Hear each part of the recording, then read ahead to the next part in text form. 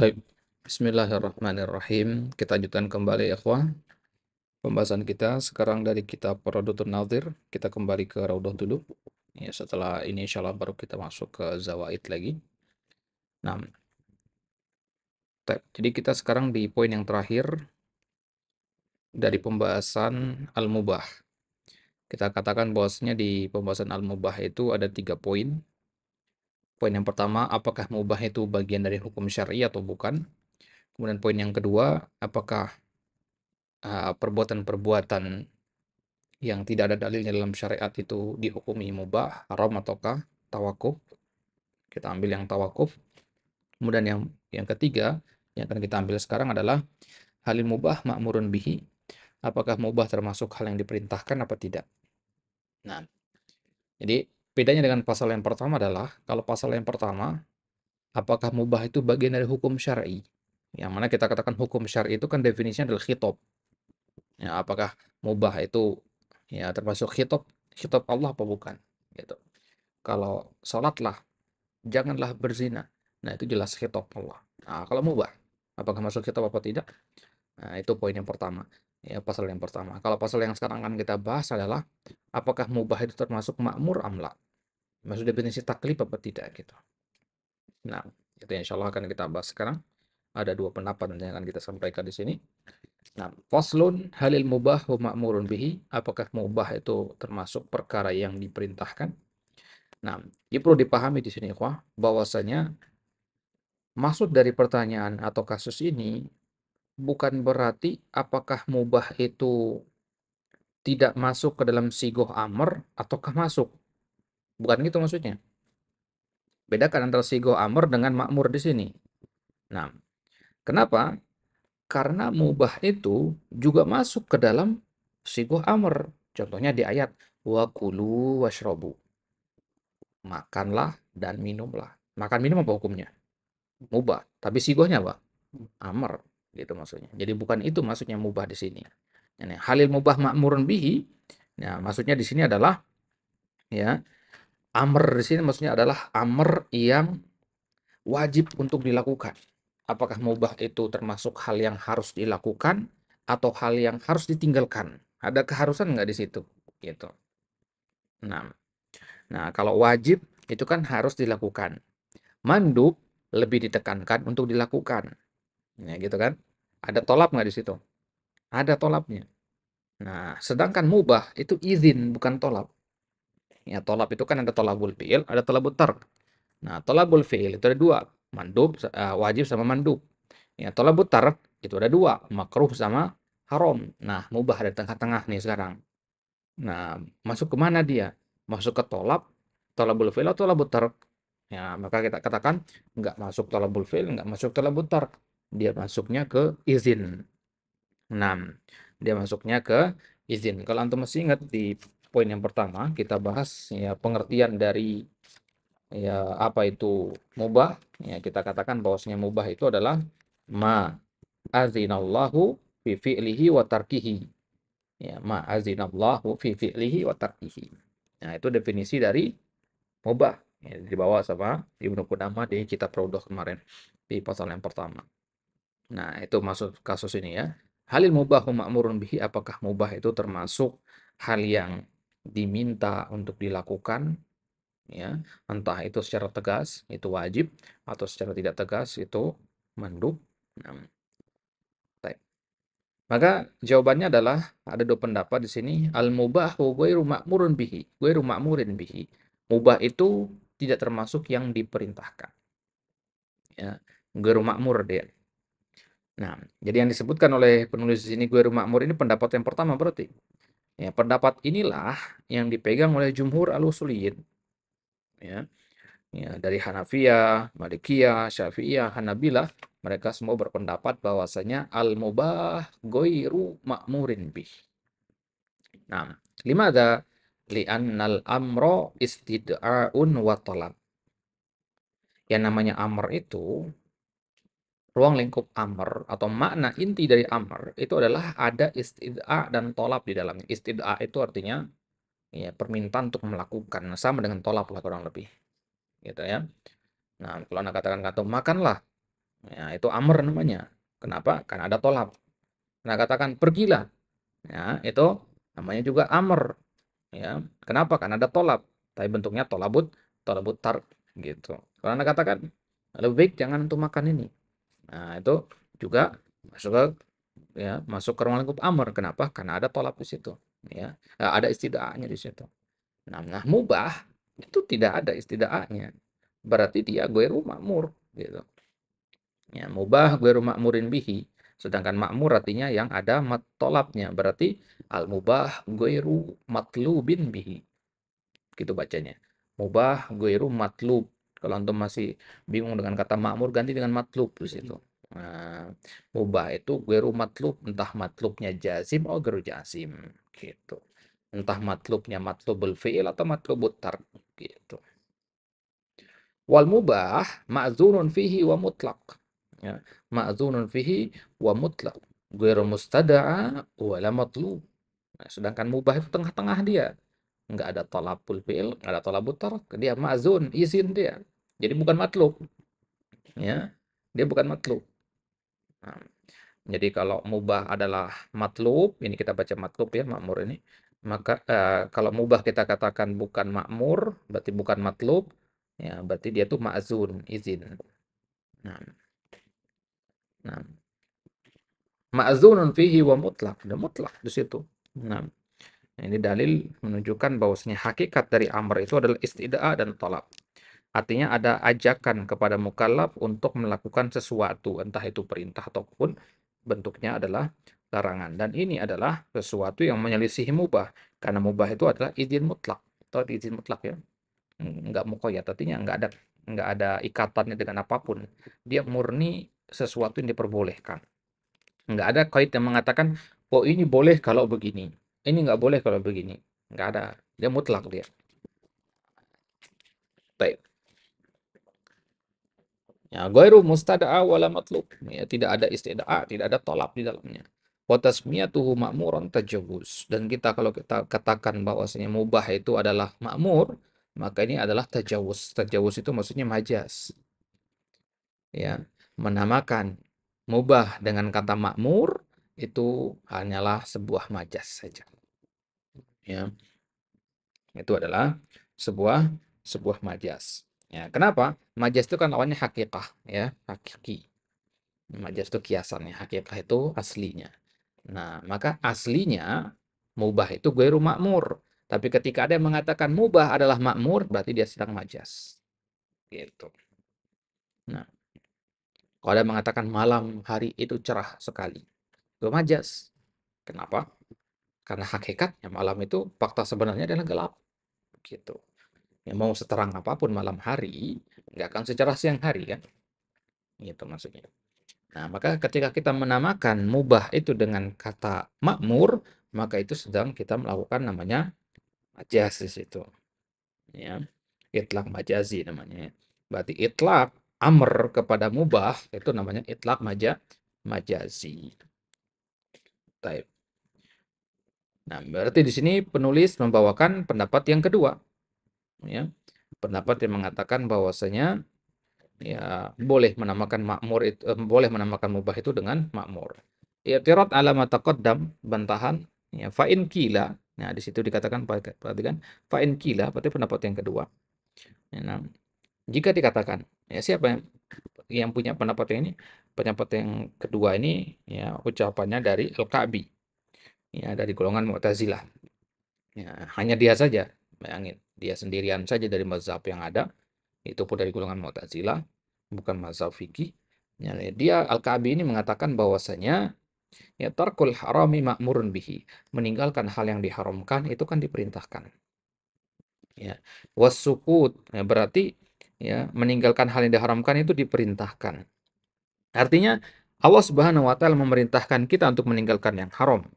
Ya, misalkan di ayat ya ayyuhalladzina amanu innamal khamru wal maisiru wal ansabu wal azlamu rijsun min amalis syaitan fajtanibu. Kita diminta untuk meninggalkan gitu ya. Maka meninggalkan yang haram masuk ke dalam perintah. Nah, di situ Allah sebutkan hal-hal yang haram, ada khamar, ada maisir, al-ansab, kemudian Allah tutup dengan fajtanibu, tinggalkan. Berarti meninggalkan yang haram itu termasuk perintah.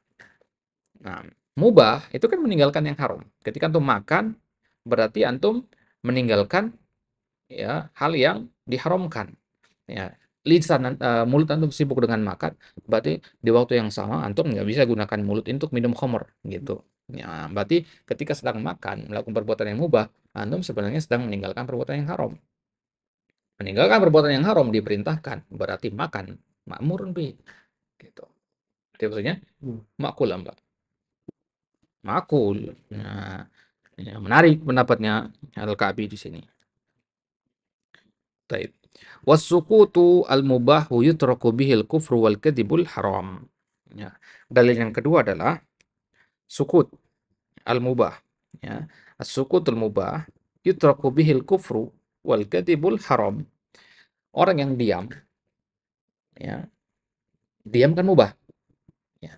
Berarti dengan dia diam, berarti dia tidak mengucapkan lafaz kekufuran. Lapas kekufuran kan haram hukum untuk diucapkan ya. Wal kadzibul haram, begitu juga berdusta dengan dosa yang haram. Karena dosa itu ada yang halal, ada yang haram. Ada kasus di mana dusta itu diperbolehkan. Nah, jadi ya, ketika kita diam, yang mana diam itu adalah mubah, ya, dalam waktu yang sama kita tidak mengucapkan kata-kata kekufuran atau tidak sedang berdusta. Maka dengan tidak kita berdusta karena lisan kita diam, ya di situ berarti kita telah mengamalkan sesuatu yang namanya tarkul haram. Dan tarkul haram ma'murun bihi, gitu. Nah,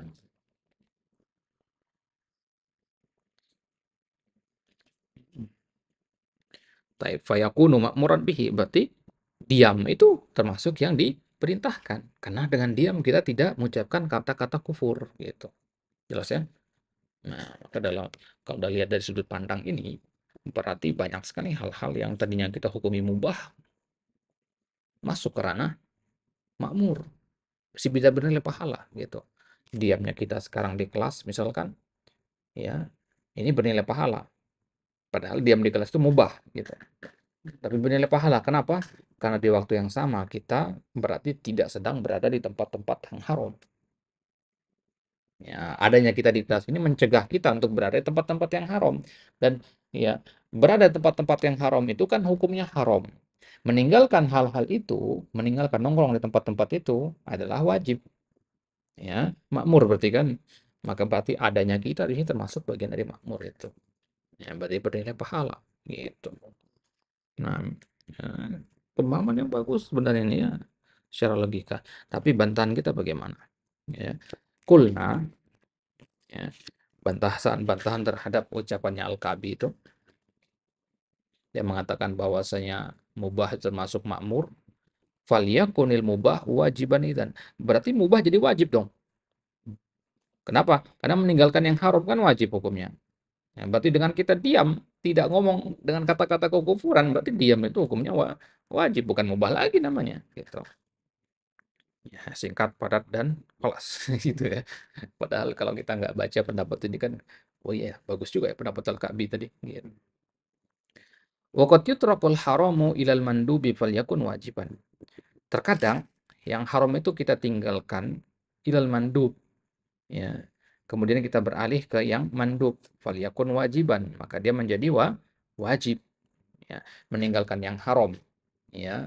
Ya, dengan melakukan yang mandub, maka yang mandub itu menjadi wajib. Nah, berarti ketika kita menjadikan mubah sebagai perantara untuk meninggalkan yang haram, itu mengharuskan kita untuk menjadikan mubah itu menjadi wajib.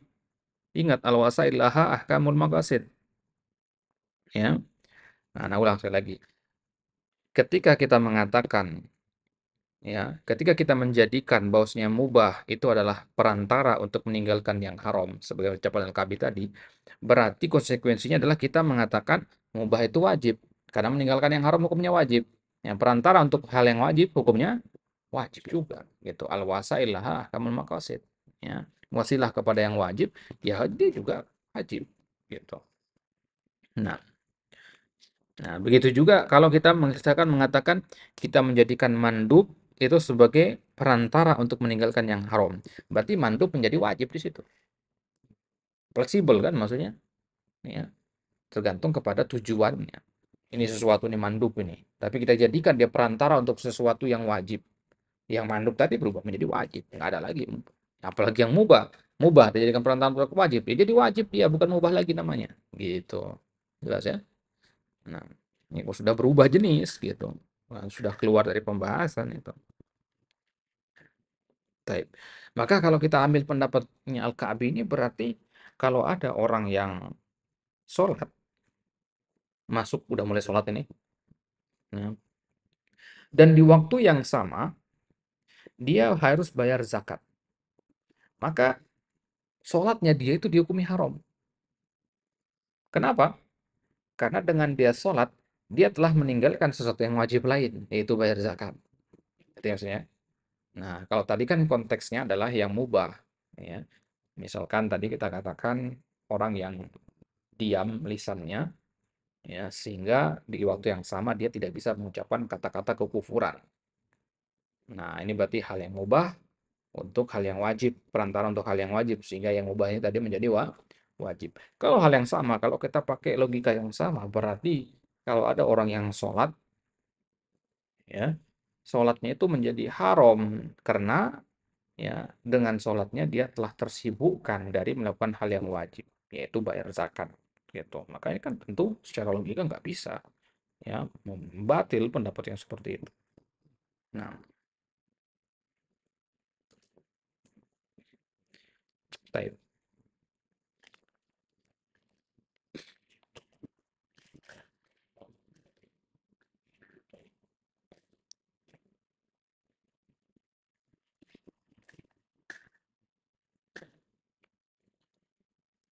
Waqad yutrakul haramu biharamin akhar falyakuni syai'u haraman wajiban. Nah,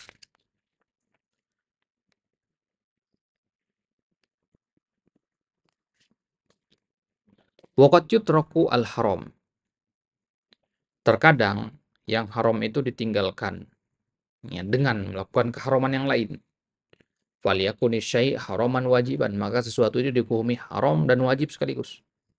Ya, tentunya pertimbangannya adalah haram yang kedua ini lebih lebih ringan mafsadatnya. Ya, ya lebih lebih ringan. Ya. Jadi dia bisa menjadi haram wajib dalam satu waktu di situ. Ya, kayak masalah khamar tadi misalkan. Nah, ya agar dia tidak minum khamar, ya, dia melakukan hal yang lain, yaitu misalkan berdusta misalkan. Nah, ini dua-duanya adalah perbuatan yang haram. Ya, tapi karena berdosa mafsadatnya lebih kecil ya, dibandingkan dengan khamar, ya maka ini ya boleh dia melakukannya di situ. Berarti di sini apa hukumnya? Apakah dia harus berdusta atau boleh berdusta? Harus, berarti wajib berdusta di situ. Loh, wajib berdusta. Itu namanya haraman wajiban. Dia haram tapi wajib. Nah, ini unik. Kita tahunya haram itu sama wajib itu ya siang sama malam, nggak boleh nyatu. Tapi ini ada haram tapi dia wajib. Nah, itu kondisinya seperti ini dia. Ya, baik. Wal takunis salatu haraman idza taharrama biha man alaihi zakah. Nah, itu contohkan tadi. Ya. Maka sholat itu menjadi haram. Kalau sholat itu ya tuharramu biha man alaihi zakat. Kalau dengan sholat itu dia menjadi terhalang untuk bayar zakat kepada mustahiknya. Gitu. Ya, berarti sholat menjadi haram kan ini gimana ya? Wahada batil tabaan. Ya, ya, ini pendapat yang ya, yang keliru logikanya di sini. Nah, ya, baik. Ya, udah selesai kita dari pembahasan itu. Apakah ya, mubah itu ma'murun bihi amla? Maka jawaban kita adalah goiru ma'murun bihi. Ya, hanya Al-Ka'bi saja yang mengatakan bahwasanya mubah itu ma'murun bihi. Baik. Ya, pendapat Al-Ka'bi ini juga pernah dibantah sama Syekhul Islam Ibnu Taimiyah ya di dalam kitab Bayan Muwafaqati Sharihil Ma'qul li Shahihil Manqul di halaman 166. Antum bisa rujuk ke situ nanti. Ya, ya, di awal kalimatnya beliau mengatakan fa'inal Ka'bi zama annahu la mubaha fi syariah. Ka'bi itu sebenarnya menganggap bahwasanya tidak ada yang namanya mubah dalam syariat. Nah, karena bagi beliau, bagi Al-Ka'bi, ma min fi'lin yaf'aluhu al-'abdu minal mubahat illa wa mushtagil bi an muharram. Ya, sesuatu ya perbuatan yang dilakukan oleh seorang hamba, hal-hal yang tadinya mubah, kalau dengan hal tersebut dia tersibukkan dari yang haram, maka dia menjadi wajib jadinya. Ya, menjadi wajib. Berarti wajib duduk di kelas. Ya, kalau dengan itu kita terhindar dari duduk-duduk di diskotik, gitu. Ya, berarti nggak ada dong namanya mubah berarti. Iya nggak ada mubah artinya. Ya, contohnya sekarang ini, ya, anak main HP, ya. Atau ya, anak baca buku misalkan. Ya, hukumnya mubah. Ya, tapi kalau dia dengan mubah ini anak jadi tersibukkan dari melakukan maksiat, ya maka berarti baca buku di situ menjadi wajib. Berarti nggak ada lagi yang namanya mubah kalau begitu sebenarnya. Nah, ini cerdas nih Ibnu Taimiyah dari situ. Al-Ka'bi sebenarnya nggak menganggap adanya mubah dalam syariat gitu. Itu konsekuensi dari keyakinan Al-Ka'bi itu. Gitu. Namanya pembahasan lebih lengkapnya untuk merujuk sendiri nanti ke kitabnya. Bayan muwafaqati sharihil ma'qul li sahihil mangqul. Risalah yang ringkas pembahasannya di situ. Baik. Kemudian pembahasan selanjutnya masih ada kaitannya di sini adalah halil mubah mukallafun bihi. Ya, ini ringkasan saja, hanya beberapa baris. Halil mubah mukallafun bihi, apakah mubah itu termasuk taklif, pembebanan syariat? Nah, fa'in qila, ya. Fahalil ibahatu taklif, apakah mubah itu termasuk taklif? Maka kita katakan man qala at-taklif al-amru wan nahyu falaisatil ibaha kadzalik.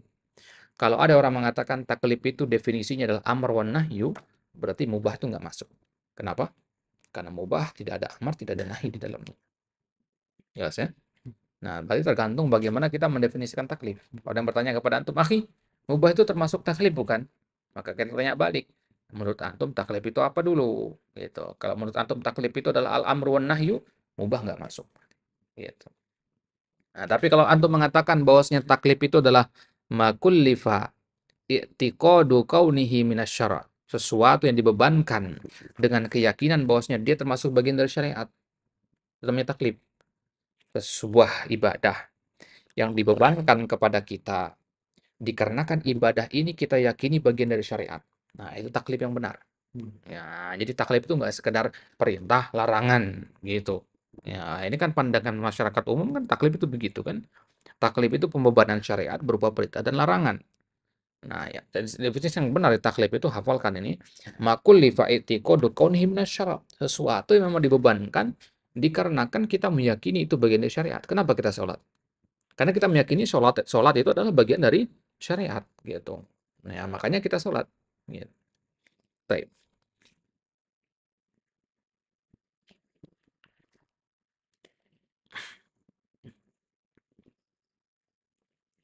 Baik. Berarti kalau antum mengatakan taklif itu adalah sesuatu yang dibebankan karena diyakini bagian dari syariat, fahada kadzalik. Ya, fahada kadzalik maksudnya berarti ya mubah ini adalah masuk ke bagian dalam taklif gitu. Ya, kenapa?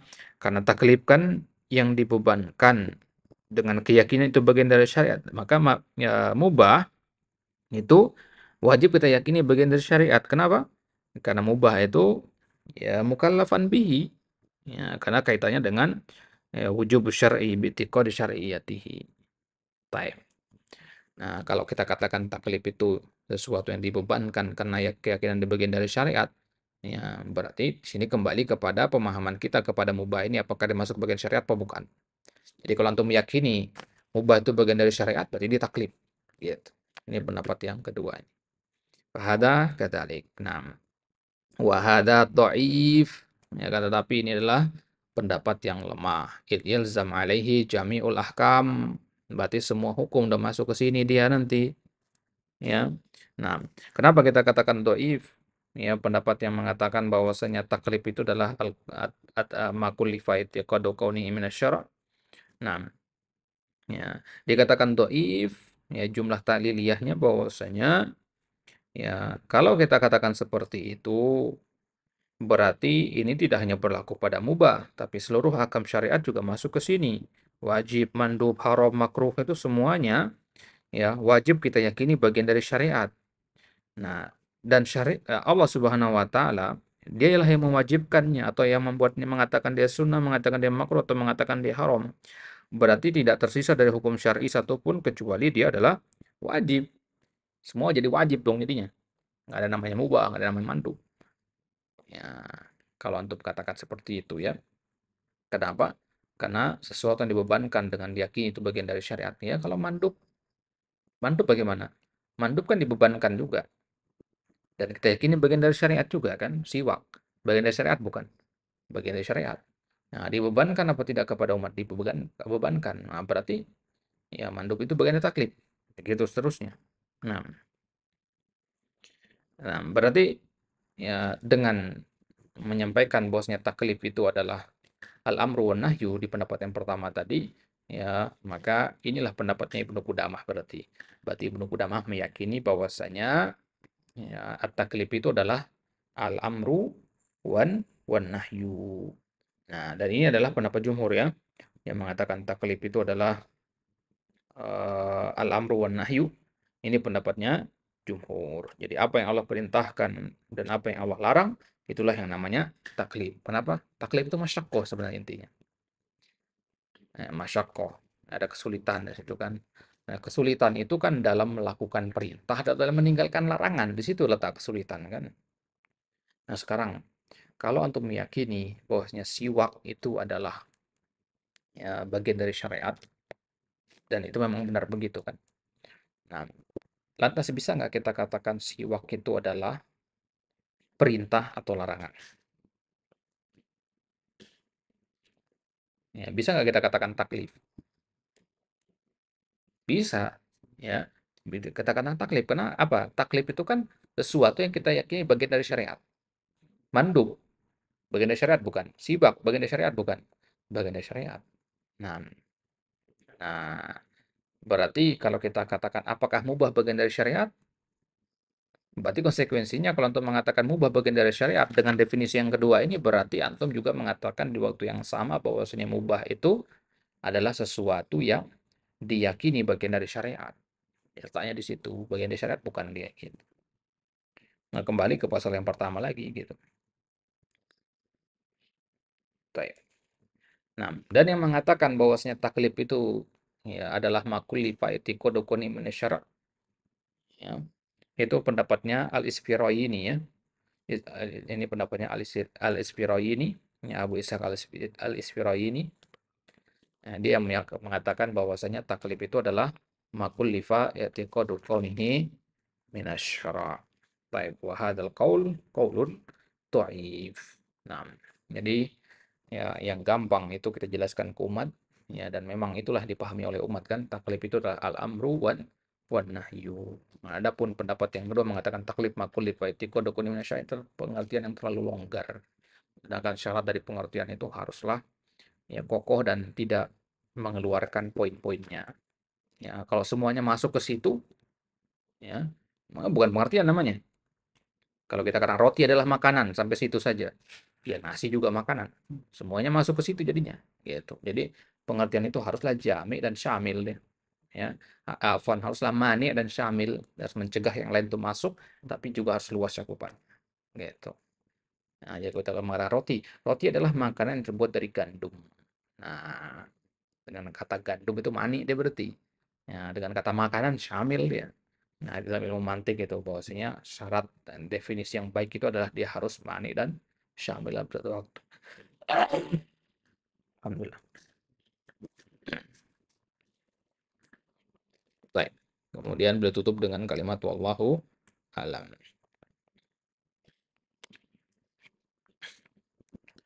Kemudian di situ ada hmm,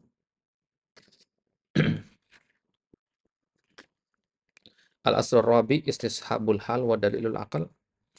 Ini di kitab nggak ada ini ya.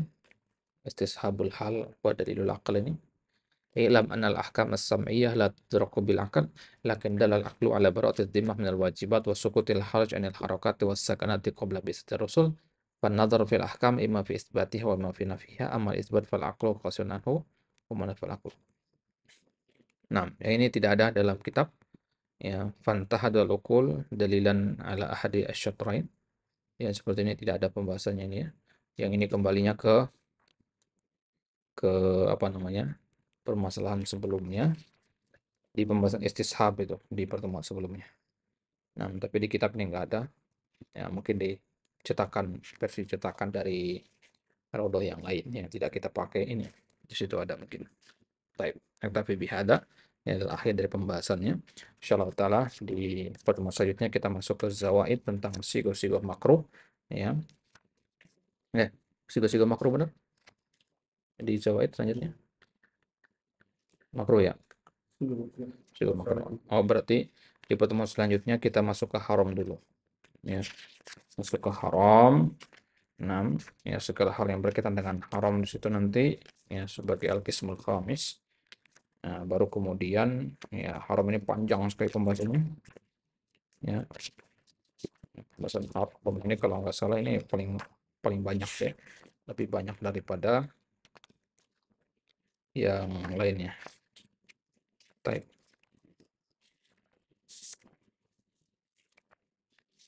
Hmm.